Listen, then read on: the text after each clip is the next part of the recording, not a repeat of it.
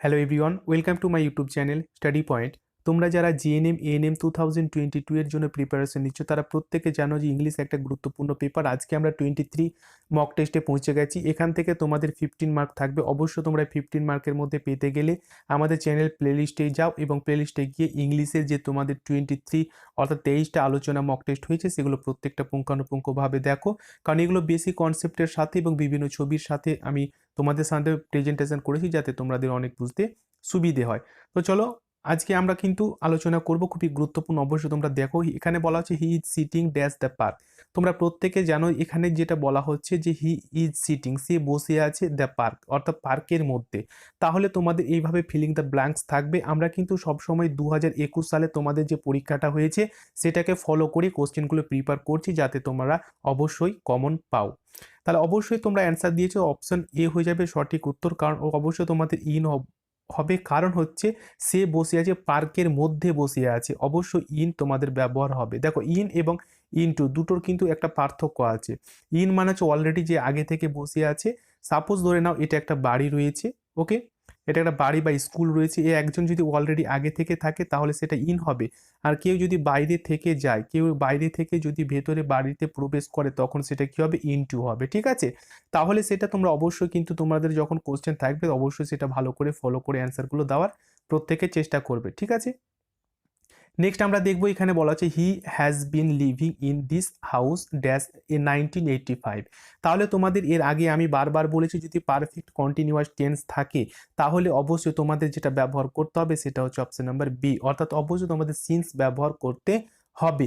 এখানে বলা হচ্ছে যে হি হ্যাজ বিন লিভিং, সে বাস করছে ইন দিস হাউস, এই ঘরে 1985 সাল থেকে। ঠিক আছে, তাহলে অবশ্যই কিন্তু যেহেতু অনেক দিন আগে থেকে সে বাস করছে এবং সালটা কিন্তু নির্দিষ্ট করে তোমাকে দিয়ে দিয়েছে, অবশ্যই তখন তুমি অবশ্যই চোখ বন্ধ করে সিন্স ব্যবহার করবে যখন কোনো তোমাকে নির্দিষ্টভাবে কোনো তোমাকে টাইম দিয়ে দিবে। ওকে, নাম্বার 3-তে চলে যাব। দেখো এখানে ইরর রয়েছে, অবশ্যই তোমাদের পরীক্ষায় ইররগুলো থাকবে, ভালো করে বেসিক কনসেপ্টগুলো জেনে রাখো। তোমাদের এখানে হচ্ছে he is junior than all his friends. তাহলে তোমাদেরকে দেখতে হবে কোথায় ভুল আছে, খুব সহজ, ভালো করে মনোযোগ দিয়ে দেখো এবং বেসিকগুলো অবশ্যই মনে রাখার চেষ্টা করো, অবশ্যই তোমরা কিন্তু পারবে। আর এই সব বেসিকের ওপরই কিন্তু তোমাদের পরীক্ষায় প্রশ্ন থাকবে। মনে রাখবে যে জুনিয়র সিনিয়র যদি থাকে, ইনফেরিয়র যদি থাকে তাহলে তারপরে কিন্তু দেন ব্যবহার হবে না, তারপরে সবসময় তোমরা টু ব্যবহার করবে। ঠিক আছে, টু সবসময় ব্যবহার করা হয় এই জুনিয়র ইনফেরিয়র সুপেরিয়রের পরে সবসময় টু ব্যবহার তোমরা করবে। ওকে, নাম্বার 4-এ চলে যাব। দেখো 4-এ আরেকটা তোমাদের ইরর রয়েছে। এখানে বলা আছে he is best player in the team.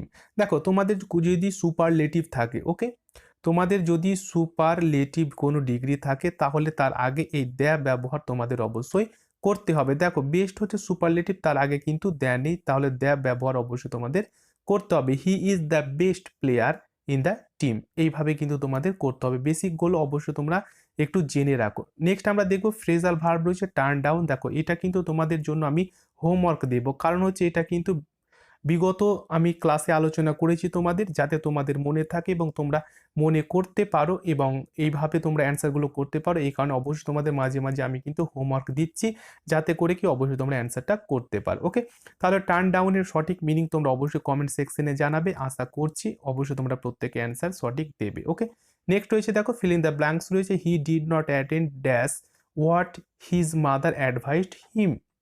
দেখো এখানে রয়েছে অ্যাটেন্ড, তাহলে তোমরা প্রত্যেকে জানো যে অ্যাটেন্ডের পরে অ্যাপ্রোপ্রিয়েট প্রিপোজিশন যেটা ব্যবহার করতে হয় সেটা প্রত্যেকে জানো, option B is the right answer, অর্থাৎ অবশ্যই তোমাদের অ্যাটেন্ডের পরে টু প্রিপোজিশন ব্যবহার করতে হয়। ওকে, নেক্সট আমরা দেখবো খুবই গুরুত্বপূর্ণ। দেখো তোমাদের ছবি দিয়ে আমি স্পষ্ট করে বুঝিয়ে দিয়েছি যাতে করে কি তোমাদের বুঝতে অনেক সুবিধে হয় ভিজুয়ালাইজেশনের মাধ্যমে।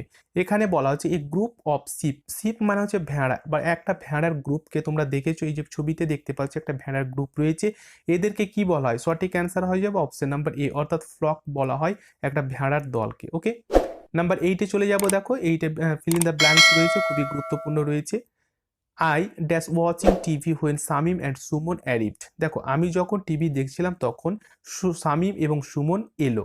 তাহলে এখানে বুঝতে পারছো বাংলাটা থেকে যে কোনটা তোমাদের হবে, অবশ্যই পাস্টে করতে হবে।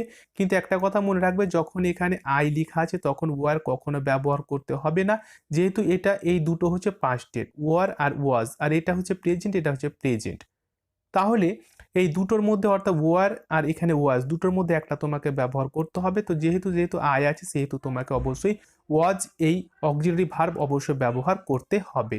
ওকে, নাম্বার 9-এ চলে যাবো। দেখো 9-এ রয়েছে অ্যাপ্রোপ্রিয়েট ওয়ার্ড বসাতে হবে। The boy is lying dash the table, অর্থাৎ ছেলেটি লাইং মানে হচ্ছে শুয়ে আছে টেবিলের ওপর। তাহলে অবশ্যই তোমাদের রাইট অ্যান্সার হয়ে যাবে option number C is the right answer, অবশ্যই ওয়ান ব্যবহার করতে হবে। ওকে, নেক্সট আমরা দেখবো আরেকটা তোমাদের রয়েছে অনার সাবস্টিটিউশন ফাইন্ড করতে হবে। স্টাডি অফ হিউম্যান মাইন্ডস, অর্থাৎ মানুষের মন নিয়ে যে বিদ্যা সেটাকে কি বলা হয়। আশা করি প্রত্যেকে অ্যান্সারগুলো পারবে। তোমরা ছবিতে দেখতে পাচ্ছ এটা একটা মানুষ রয়েছে, মানুষের মন নিয়ে রিসার্চ করছে, তাহলে সেটাকে যেটা বলা হয় সেটা হচ্ছে অপশন নাম্বার এ, অর্থাৎ সাইকোলজি বলা হয়, যদিও অ্যান্সারটা প্রত্যেকে কিন্তু দিয়ে ফেলেছে। দেখো নেক্সট আমরা দেখবো, এখানে দেখো সঠিক তোমাদের ভয়েস চেঞ্জ করতে হবে। অসীম will write the letter.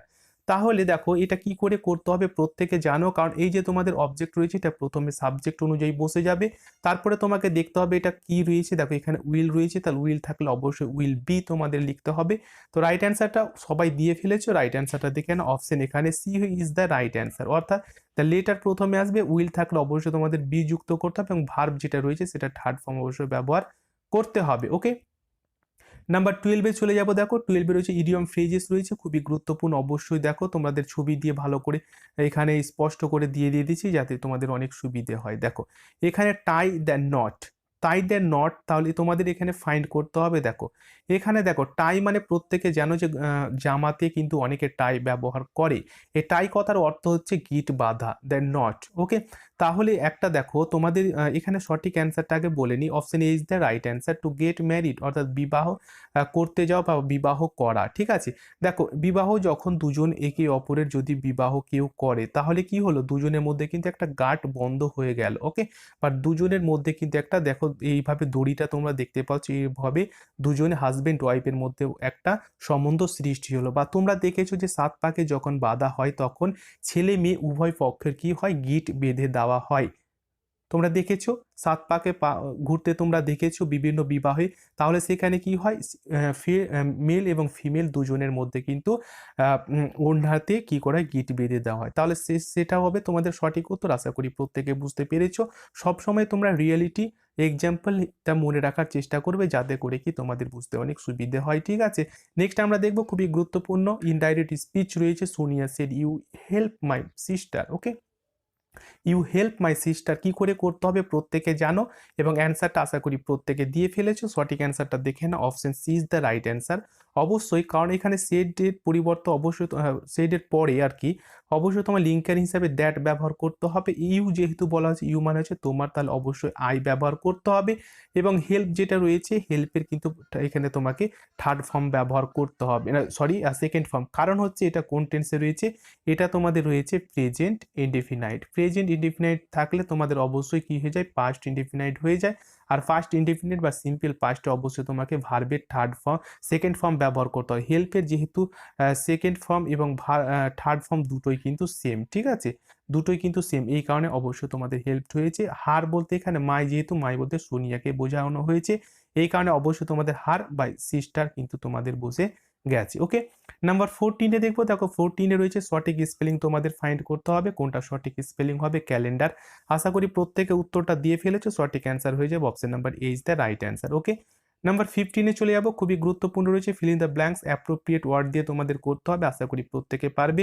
He is addicted dash alcohol, addict রয়েছে, অ্যাডিক্টেডের পরে যে প্রিপোজিশন তোমাদের ব্যবহার করতে হবে সেটা হচ্ছে অপশন নাম্বার এ, অর্থাৎ টু অবশ্যই অ্যাডিক্টেডের পরে তোমরা ব্যবহার করবে চোখ বন্ধ করে। ওকে, আশা করছি ক্লাসটি তোমাদের ভালো লেগেছে। এই ধরনের ক্লাস তোমরা যদি রীতিমতো পেতে চাও অবশ্যই ক্লাসটি একটি লাইক করবে, এবং টেলিগ্রাম লিংক রয়েছে তোমাদের ডেসক্রিপশন বক্সে, অবশ্যই সেখানে ভিজিট হয়ে টেলিগ্রামে জয়েন হয়ে যাবে। বিভিন্ন ধরনের কুইজ কিন্তু টেলিগ্রামে তোমাদের করানো হয় সেখানে অবশ্যই তোমরা বিভিন্নভাবে অ্যান্সার দেবে। প্রত্যেকটা টপিকের উপর প্রত্যেকটা সাবজেক্টের উপর কিন্তু করা হচ্ছে, ঠিক আছে? তো ক্লাসটি ভালো লাগলে অবশ্যই একটা লাইক করবে, যারা নতুন রয়েছে অবশ্যই চ্যানেলটি সাবস্ক্রাইব করে পাশের বেলটি অবশ্যই অন করে রাখবে পরবর্তী ক্লাসের জন্য। থ্যাংক ইউ, ভালো থেকো, সুস্থ থেকো এবং অবশ্যই তোমরা সেলফ স্টাডি করতে থাকো নিজের ডেস্টিনেশনে রিচ হওয়ার পর্যন্ত। Thank you, tata, bye by.